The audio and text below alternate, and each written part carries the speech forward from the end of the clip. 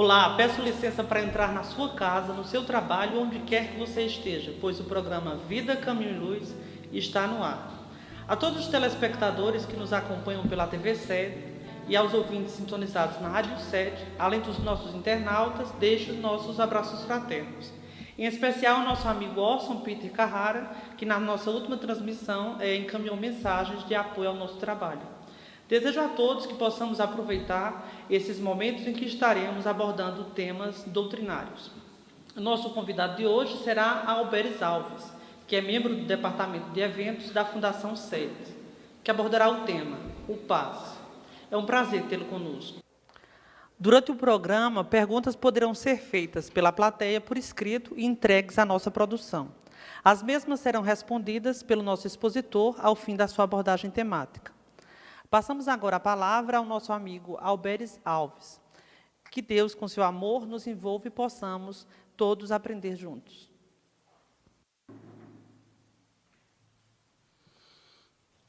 Boa tarde a todos e a todas.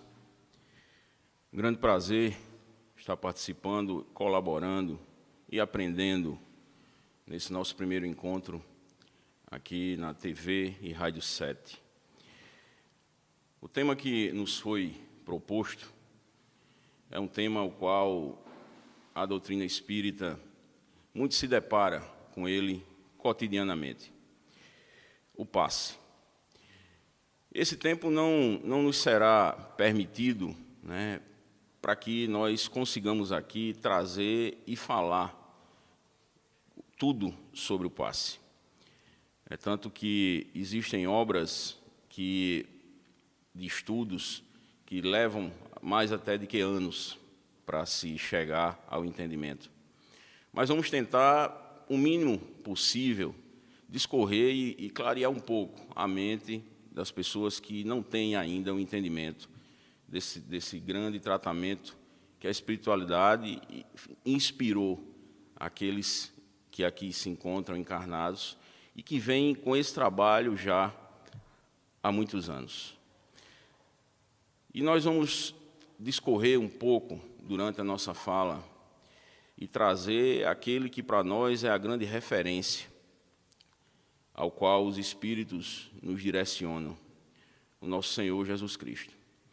Ninguém melhor do que Ele para que nos inspire e nos traga os exemplos do que o magnetismo, que é a mesma coisa de passe, pode efetivamente chegar e alcançar. E eu quero recorrer ao momento do Evangelho, ao qual uma mulher ficou sabendo que o Mestre iria passar cerca de sua residência, de seu povoado.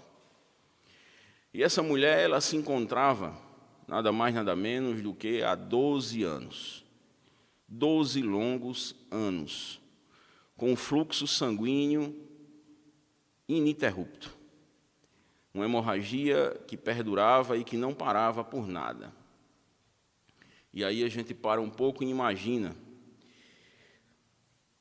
Naquele tempo, quando a mulher entrava em seu ciclo menstrual, ela era tida como impura e não podia ser tocada. Porque se assim fosse, aquele que a fizesse também se tornaria. E ela padecia muito com esse problema. E ouviu falar do Mestre, e ouviu falar de Jesus e disse, e se determinou que era a ele que ela iria buscar essa ajuda, que ia tentar encontrar a solução para esse seu problema. E assim o fez.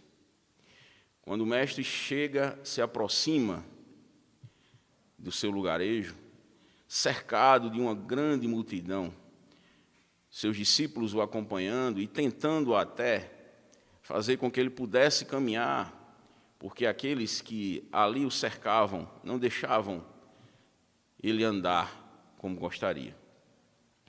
E era uma multidão enorme. E a mulher sabia da dificuldade que era chegar até ele. Mas, mesmo assim, fez o esforço possível para isso. E ao chegar e ao se aproximar, ela consegue tocar nas vestes do Mestre. E Jesus para, a caminhada para, e ele pergunta aos seus discípulos: quem me tocou? E todos se espantam. Senhor, como perguntas quem te tocou? Como é que vamos, numa multidão dessa, todos te tocam, todos te cercam? Como é que perguntas quem te tocou? Está sendo tocado aqui por centenas de pessoas. Jesus olha e diz: alguém me tirou uma virtude. E era ela. Ela, com a busca através da fé e a certeza de encontrar e de alcançar essa cura, se colocou dentro de uma perspectiva de troca mútua de energia com o Mestre. E nesse momento, Jesus doou do seu magnetismo direto para ela. E a partir daquele instante, o sangramento estanca. O sangramento para e essa mulher deixa esse sofrimento. E Jesus, naquele instante, doou de si, do seu magnetismo, e aqui a gente não vai nunca compará-lo a ninguém. Óbvio que não. Mas foi ele próprio que diz: sois luz, podes. E é em cima dessa perspectiva que nós, da doutrina espírita, temos a grande responsabilidade de ir buscar nas palavras de Jesus, nas palavras dos espíritos da codificação, nas observações muito sucintas, estudadas pelo nosso codificador, essa grande ferramenta que nós temos nas mãos para trabalhar dentro das nossas casas espíritas, respeitando as opções e as opiniões individuais de cada instituição. Óbvio, cada uma tem que ter o livre arbítrio de opinar se quer ou não realizar determinado tratamento. O que não podemos admitir e não podemos aceitar é que, de uma maneira em geral, as que acham que não devem realizar queiram atrapalhar as que querem. Não é o nosso papel, não é a nossa forma de ação. O Espiritismo veio com objetivos de nortear, de direcionar. E muitos dizem, e muitos defendem, que o foco e a proposta da doutrina espírita não é curar corpos. E eu concordo. Eu concordo e assino embaixo que não é, e passa longe de ser essa proposta. A proposta é, sim, de iluminar consciências, de fazer com que nós consigamos, dia a dia, entender a vida, entender a natureza, porque o Espiritismo nada mais é do que a natureza em ação. É a explicação que nós buscamos em todos os lugares, não encontramos em muitos momentos, e lá e aqui nós achamos. Mas não podemos abafar de forma alguma a necessidade que muitas pessoas têm de encontrar alívio, de encontrar acalanto para suas dores físicas, espirituais, psicológicas. E a doutrina espírita e as casas espíritas têm a condição disso ajudar. E se temos e se podemos encontrar o bem para levar a esses seres, por que não o fazermos? Essa é a pergunta, essa é a questão. Independente de aceitação ou não, nós temos que nos questionar em torno disso. Por que não fazer? Dessa forma, daquela outra, mas que consigamos abrir as nossas casas para aquela proposta de Kardec lá no início, quando ele disse e afirma, e todos nós que estudamos Espiritismo sabemos, nós somos uma doutrina tríplice. E devemos caminhar como assim sendo. Nós somos uma doutrina que busca e que deve buscar a filosofia, a ciência e a religião. É assim que o Espiritismo se coloca e se posiciona diferente das outras religiões. Não por sermos melhores, mas simplesmente por termos uma proposta diferente, aonde não apenas a religiosidade é efetivamente o que devemos pregar.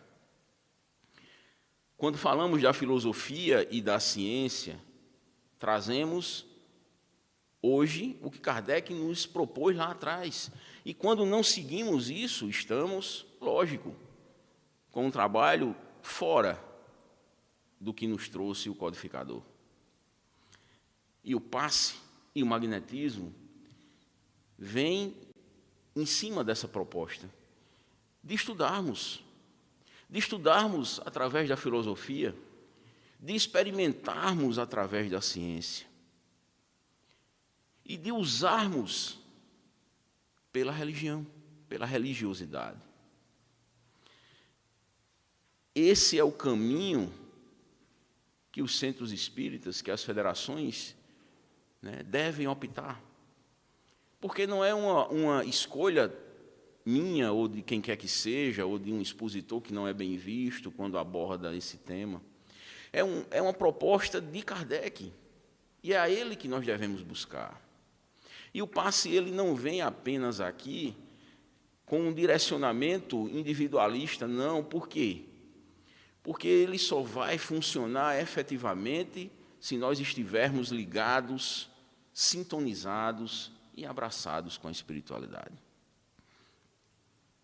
O passe não trabalhado dessa maneira, ele se torna qualquer outra coisa.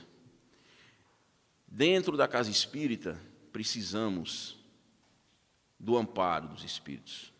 Precisamos trabalhar em comum com eles, para que eles possam nos usar para um fim e propósito.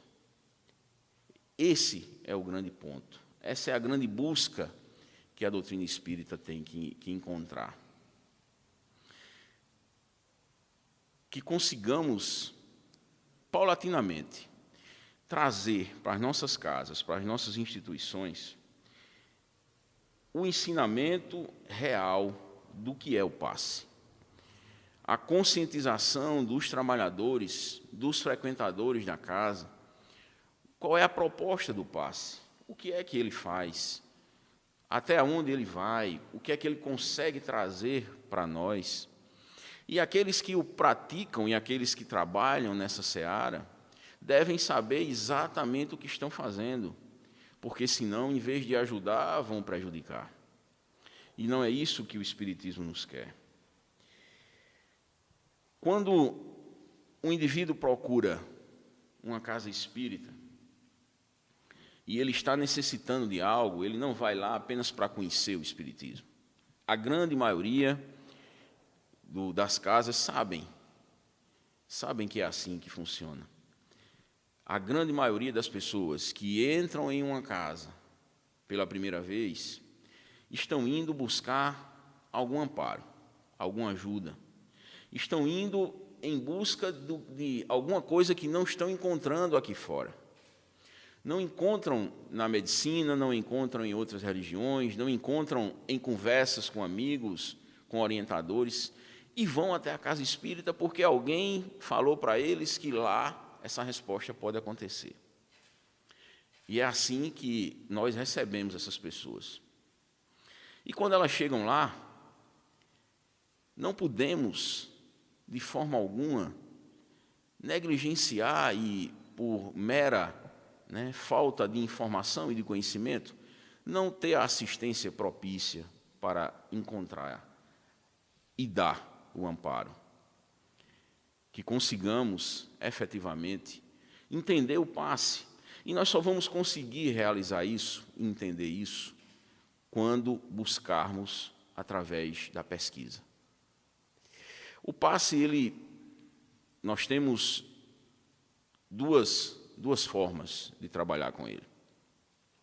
Nós temos o passe espiritual, que é o passe onde os fluidos espirituais são os que predominam na doação, aonde os espíritos canalizam um médio passista e que, através dele, o paciente recebe os fluidos do mundo espiritual. Dessa forma, se dá o nome de passe espiritual. Ele pode ser aplicado coletivamente, como individualmente. Temos o passe magnético, e que algumas pessoas o chamam de misto. E aí é indiferente. Não podemos aqui querer desligar, né, esses dois conceitos, porque todo passe magnético, ele é misto. Ele tem algo dos espíritos. Porque na hora que o passista, o magnetizador, está fazendo a sua doação, os espíritos estão com ele auxiliando e multiplicando a potencialidade que aquele fluido tem em agir no paciente. Essa é a grande diferença que há entre o passe magnético aplicado na casa espírita e o passe aplicado fora da casa. Na Europa, Estados Unidos, existem os profissionais do magnetismo. Pessoas que se formam como magnetizadores e que atendem em seus consultórios e que aplicam o magnetismo como uma forma profissional, de profissão. Como aqui nós temos os psicólogos, né, nós temos pessoas que fazem esses atendimentos. Só que a assistência dos espíritos num centro espírita é algo totalmente diferenciado quando envolve o lado profissional. A nossa doação magnética, ela é pura e simplesmente com o intuito de ajudar, com o intuito de doar de si aquilo que você teve gratuitamente, como o nosso mestre nos trouxe também. Não podemos abrir mão disso. Todos, sem distinção, todos nós podemos ser passistas. As exceções, elas se dão com relação à questão de idade, a crianças, a adolescentes, a pessoas idosas, pessoas que têm algumas doenças crônicas. Essas são as exceções, porque, como você doa de si, o fluido é energia, o que nós doamos é o fluido vital, que é o magnetismo, e esse fluido vital é uma parte minha. Eu tenho esse fluido vital, você tem esse fluido vital. E você doa através do passe para aquele indivíduo que está necessitando, através do seu centro de força, e que ele absorve essa energia, que ela é retida e distribuída para as necessidades que ele tenha, sejam orgânicas, espirituais, psicológicas, qualquer que seja a sua patologia ou a sua problemática. Ele serve para qualquer coisa. E isso nos está ao alcance.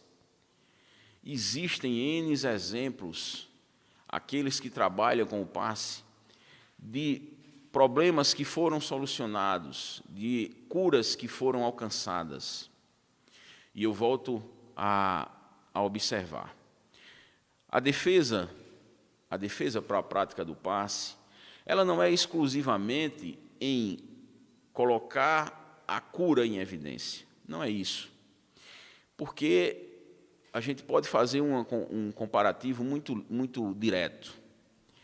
O indivíduo, quando é assistido por uma casa espírita, nós fazemos todo um planejamento para as obras assistenciais da casa.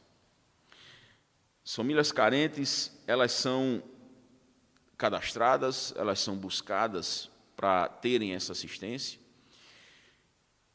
E depois, um segundo momento, um segundo passo, é trazer essas pessoas para a casa espírita, para que elas consigam se integrar à instituição e, a partir daí, conseguirem entender a vida de uma maneira diferente e dar os valores reais ao que realmente é para ser dado valor. Mas primeiro nós temos que dar o peixe. Porque quem está passando fome tem que comer. Ninguém consegue fazer nada de barriga vazia. Então, o primeiro momento é o de dar o peixe, é de dar a comida. E o segundo momento é de ensinar a pescar. É de fazer com que o indivíduo consiga caminhar com suas pernas. Mas ele não vai caminhar se nós colocarmos isso como sendo a prioridade. Não vai. E aí eu faço uma ponte com o passe. Se formos na ótica, na visão que é a correta, repito, de que nós próprios é que somos os detentores das nossas curas. Lógico que somos. Óbvio. O objetivo não é o indivíduo ir para o centro espírita, tomar o passe, simplesmente porque está precisando e depois desaparece, depois que fica bom. Não é esse o objetivo. Não é. O objetivo é que ele se conscientize, que ele identifique aonde estão os pontos errados, porque toda dor e toda doença, a vida está querendo nos dar um recado, a vida está querendo dizer, tem alguma coisa que não está correta, tem algo que é necessário você corrigir. Observe, veja, analise, aonde é que estão os passos que estão nesse trajeto errado, nesse caminho errado, nessa escolha errada. Esse sim é o objetivo, mas em um segundo momento. O indivíduo que chega com dores, que chega doente, que chega sofrendo, que chega com depressão, que chega buscando uma ajuda que não encontra, como é que eu vou conseguir introduzir nele essa consciência? Ele não vai conseguir, ele não raciocina. É primeiro necessário que a dor passe. É primeiro necessário que a dor, pelo menos, se alivie. É primeiro necessário que ele veja e acredite que algo já está acontecendo. Porque a partir daí, ele vai refletindo aos poucos. Ele vai analisando o antes e o depois. Porque é assim que acontece com as pessoas que conseguem o sucesso no tratamento do passe. Elas se enxergam antes e depois do passe. E elas sabem que foi o passe que as fez melhorar. E eu digo a vocês, com a experiência de alguns anos nessa terapia, a gente consegue identificar a grandiosidade de pessoas, um número muito grande de pessoas que ficam na casa espírita depois do tratamento. Elas ficam porque elas se identificam. Foi lá, é ali que eu encontrei o meu acalanto. É ali que eu encontrei a resposta que eu buscava. Em um segundo momento. Então, claro, e aí eu vou pedir permissão, vou buscar a entrevista que o nosso confrade Divaldo Franco fez em Jô Soares. Jô fez uma pergunta a ele, se ele era médio de cura. E Divaldo olhou para ele e disse, não, Jô, não, porque nós da doutrina espírita não temos a cura como algo essencial. A cura, ela é algo pessoal, é algo individual do ser. E que nós podemos, nós próprios, buscá-la. Claro que é, óbvio. E é assim mesmo. E essa é a proposta do Espiritismo, sim. A questão é pegar essas palavras de Divaldo e trazer para dentro da casa espírita, efetivamente, o que é que ele está propondo e o que é que ele quis dizer. Esse é o segundo momento. A conscientização do ser. Mas primeiro ele tem que ser tratado. Não através de um médio de cura, pela pergunta de Jô Soares. Não pelo médio de cura.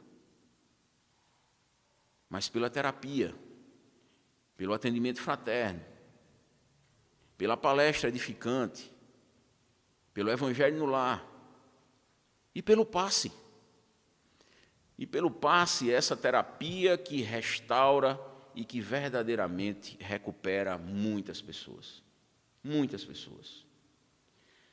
Aqui não é o momento, mas nós temos, em uma outra oportunidade, nós podemos conversar e trazer só exemplos exemplos de tratamentos com o passe magnético, de pessoas que encontraram o restabelecimento, de coisas que a gente nem imagina, de cirurgias que estavam marcadas e que foram canceladas, de processos de depressão no fundo do poço e que a recuperação chegou. Tudo depois do tratamento com o passe magnético. Não devemos abrir mão disso nas nossas instituições. O passe tem essa proposta. E é uma busca, e é um dever, que pelo menos, no mínimo, nós temos que estudá-lo mais. Nós temos que ir a fundo buscar realmente qual é a proposta dele. E o paciente tem a parte dele, lógico, de maneira alguma. A busca tem que ser só pelo tratamento, só para que o passista e a casa espírita façam a parte dele. O paciente, ele tem a sua parte e é a mais importante. É o início da mudança, é o início da busca, é encontrar aonde é que estão as falhas. Allan Kardec, em toda a codificação, toda, no Pentateuco, na Revista Espírita, em O que é o Espiritismo, em obras póstumas. E eu só quero falar de Kardec, eu não quero ir aqui até André Luiz, não quero ir até Manuel Filomeno de Miranda, porque nós vamos encontrar em todos os lugares. Mas Kardec traz explícito o magnetismo. Ele nos traz abertamente o que e como fazer com essa grande ferramenta que nós temos. Eu vou pedir permissão a vocês para que eu possa ler 3 passagens aqui, rápidas. 2 do Livro dos Médiuns e 1 do Livro dos Espíritos. O Livro dos Médiuns. Eu vou recorrer aqui ao item 131 do Livro dos Médiuns. Palavras de Allan Kardec.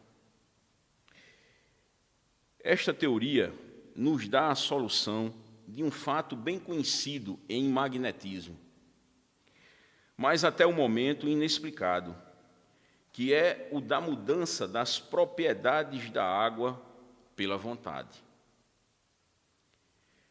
O espírito atuante é o do magnetizador, o mais comumente assistido por um espírito estranho.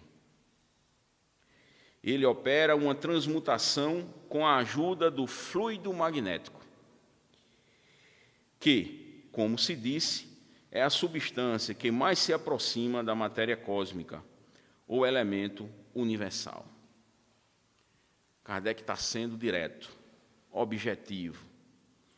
E ele diz que esse ponto está em magnetismo.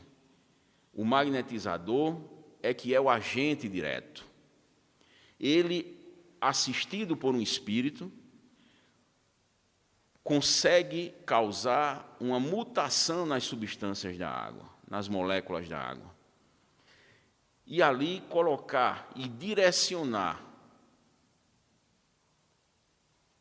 o que cada paciente está precisando para o seu tratamento.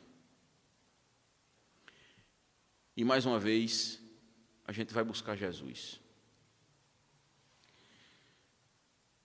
O chamado primeiro milagre. Na festa de bodas de Canaã, o vinho acaba. E Maria chega até Jesus e diz: meu filho, o vinho acabou. Jesus para e diz: mulher, ainda não é chegada a minha hora. Maria não diz nada, ela simplesmente se vira e sai. E ela passa por das pessoas que estavam trabalhando na festa e diz a ele: vai até lá e fazes o que ele te pedir. O rapaz se aproxima de Jesus sem dizer nada. E Jesus pede que ele vá buscar barris cheios de água. Ele traz os barris e Jesus, através de magnetização, através diretamente disso que Kardec acaba de nos trazer aqui, através da minha leitura, da mutação nas moléculas da água, transforma aquela água. E Kardec continua: se pode operar uma modificação nas propriedades da água, pode igualmente produzir um fenômeno análogo sobre os fluidos do organismo, e daí o efeito curativo da ação magnética convenientemente dirigida. Kardec é direto, sem subterfúgio, sem arrudeio de nada. Ele diz: se as moléculas da água podem ser modificadas pelo magnetismo, pelo fluido magnético, através do magnetizador, do passista magnético, elas podem também alterar o fluido do organismo e chegar à cura. Está aqui, está claro, é Kardec quem fala.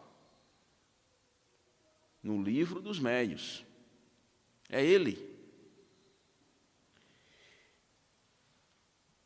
Vamos para um outro item, ainda do Livro dos Médiuns. É o item 251. E aqui é um ponto muito trabalhado em todas as casas espíritas, porque ele trata aqui do processo obsessivo. Vejam bem, esse é um ponto crucial, aonde todos os centros espíritas trabalham na desobsessão. E vejam o que Kardec nos traz. A subjugação corporal frequentemente rouba do obsidiado a energia necessária para dominar os maus espíritos. E, por isso, é necessária a intervenção de uma terceira pessoa. Kardec está dizendo que a subjugação, que é o grau mais alto da obsessão, aonde o obsidiado já está dominado pelo espírito, Kardec afirma que esse processo rouba a vontade e a força do obsidiado. E ele não fica com energias para a reação.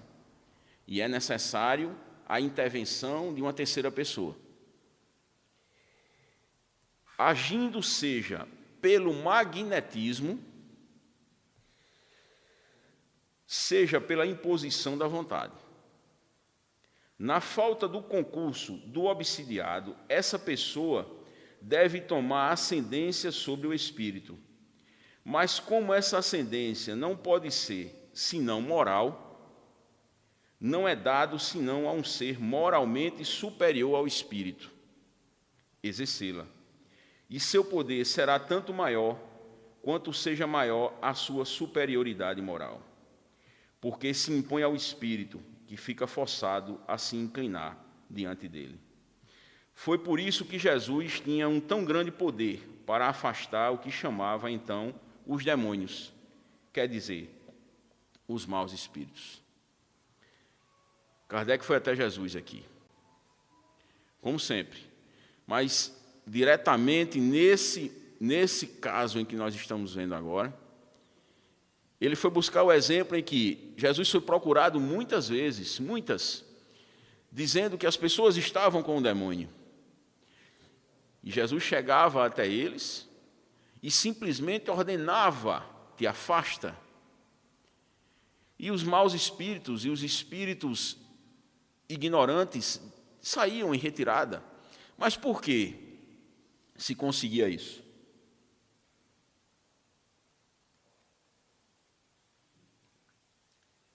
Pela ascendência moral de Jesus Cristo. Nenhum espírito tinha como não fazer o que ele estava direcionando. E aí nós nos perguntamos, Kardec só nos deu duas opções, para que o espírito possa deixar, sob a subjugação, deixar um obsidiado em paz. Duas. Ou pela ascendência moral, e aí nós nos perguntamos, nós temos essa capacidade? Nós temos esse poder, que ele pegou Jesus como exemplo, de dizer ao espírito, te afasta, e ele se afastar? Isso é uma pergunta que nós temos que nos fazer. E a segunda é exatamente pela ação magnética, pelo uso do magnetismo. É Kardec quem está dizendo. É Kardec quem está afirmando diretamente a nós. No Livro dos Médiuns. No Livro dos Médiuns. Para a gente encerrar, eu vou ao Livro dos Espíritos, na questão 555. Kardec indaga aos benfeitores espirituais. Que sentido se deve dar à qualificação de feiticeiro? Porque era uma palavra muito usada, né? É uma qualificação muito direcionada na época. E os espíritos respondem: aqueles a quem chamais feiticeiros são pessoas, quando são de boa fé, dotadas de certas faculdades, como a força magnética ou a segunda vista. E então, como eles fazem coisas que não compreendeis, acreditai-os dotados de uma força sobrenatural. Aqueles que chamais de feiticeiros, porque fazem coisas que não são normais. Kardec diz que é através do magnetismo, através do passe, da terapia do passe, conseguem coisas que chamais de sobrenaturais. E tem uma observação de Kardec aqui. Quem afirmou isso foi os espíritos. Aí tem uma observação de Kardec. Vejam só, palavras de Kardec.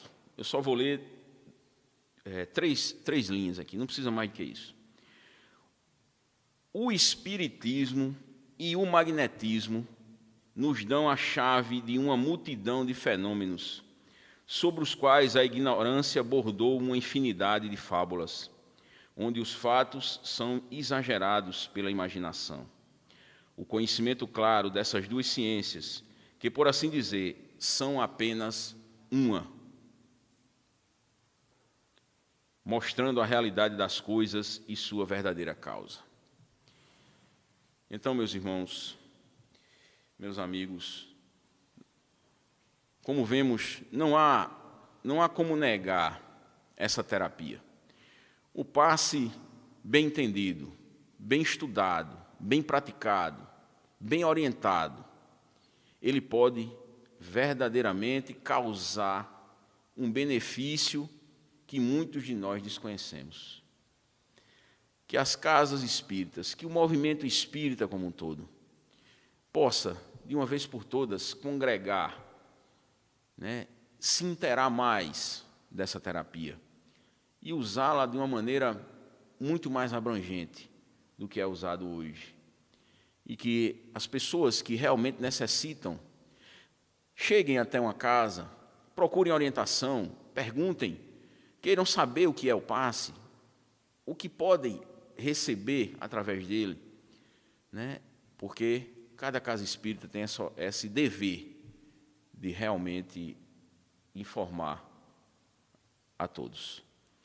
Que Jesus nos ampare, nos fortaleça e vamos para a nossa segunda parte.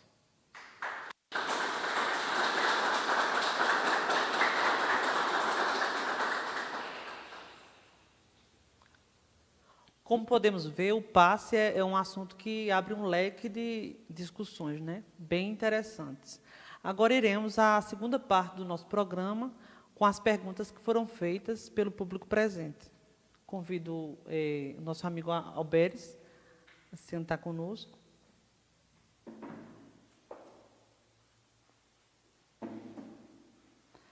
A primeira pergunta a pessoa faz referente a: será que estamos cumprindo uma das missões do Espiritismo, que é a de consolar os aflitos?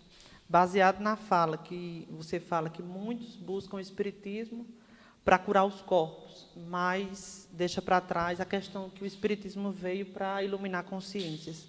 Então, será que estamos cumprindo essa missão, uma das missões do Espiritismo, que é a de consolar os aflitos?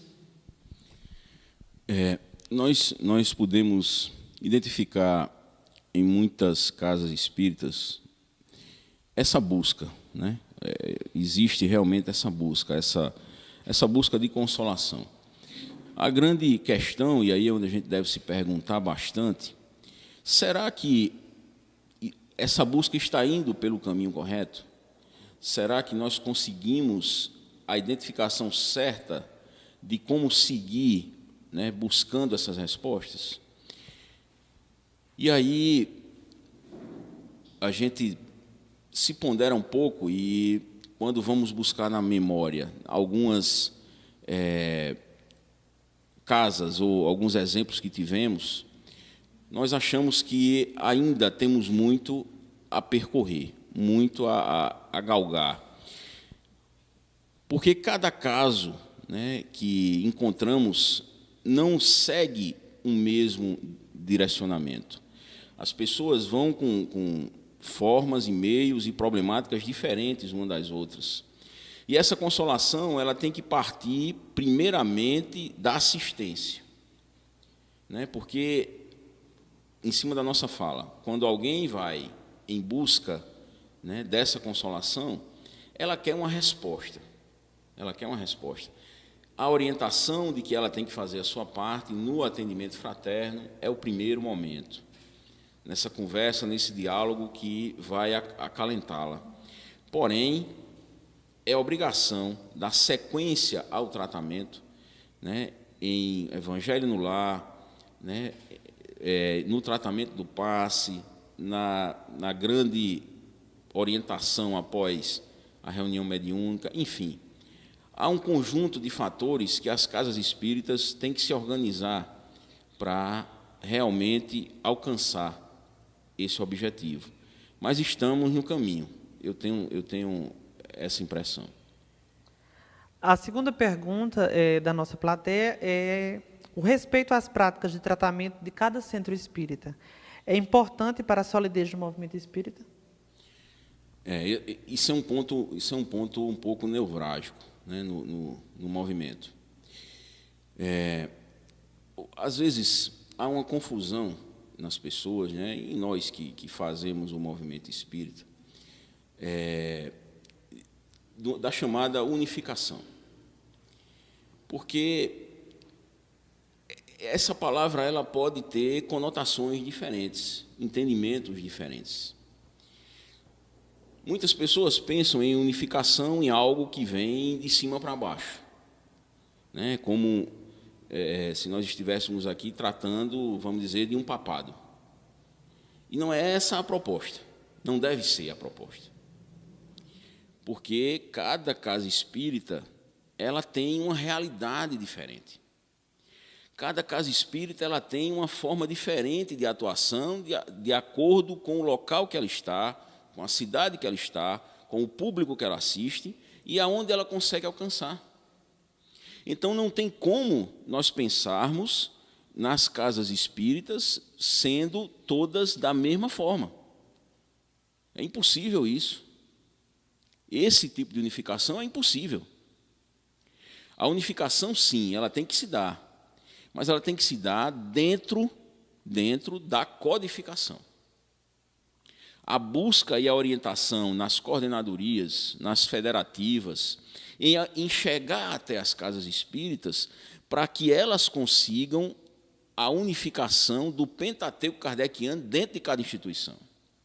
Que tem muitas casas espíritas que não praticam isso ainda e que fogem ainda da codificação, mas muitas por falta de orientação, por falta de apoio, por falta de alguém que mais experiência que chegue até lá e que estenda a mão e que possa dizer, ó, vamos junto, a gente consegue.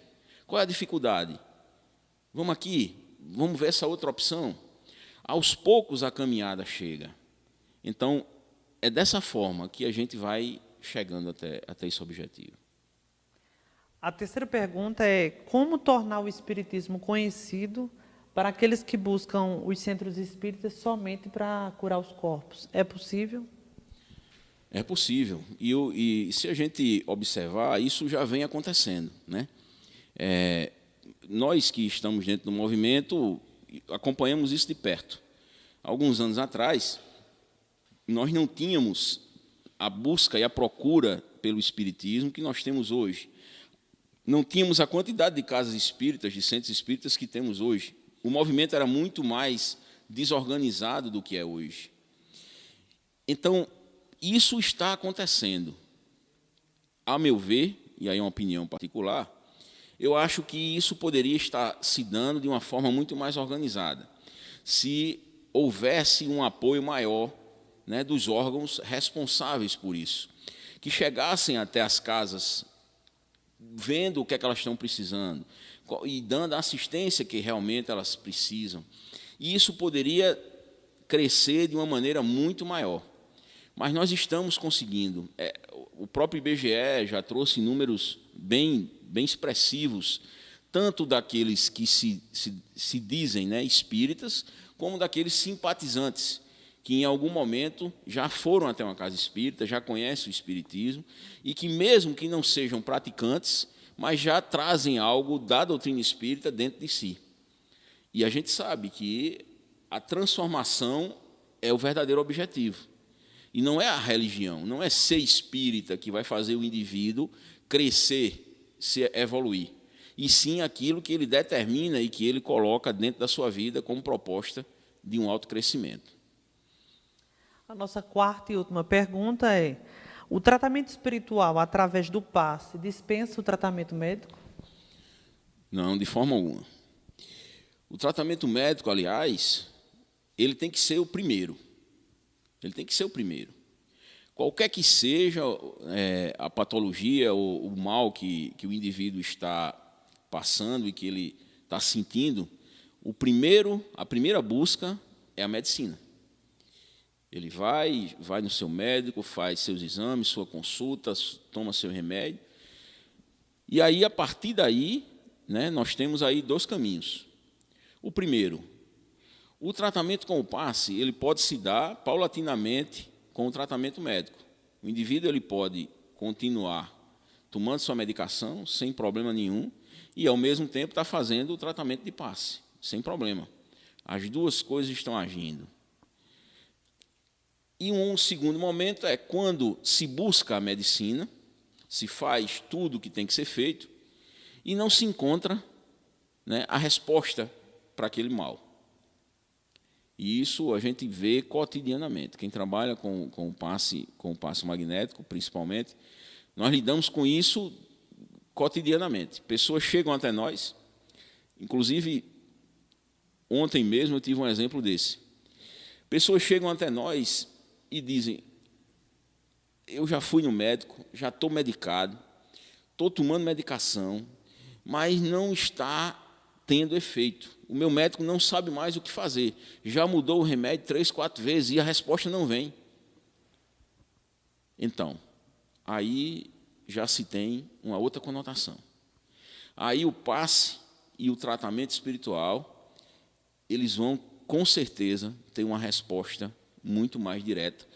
Lógico, deixando sempre evidente e bem claro que o indivíduo tem que fazer a sua parte. Ele tem que realmente fazer, porque isso é um conjunto.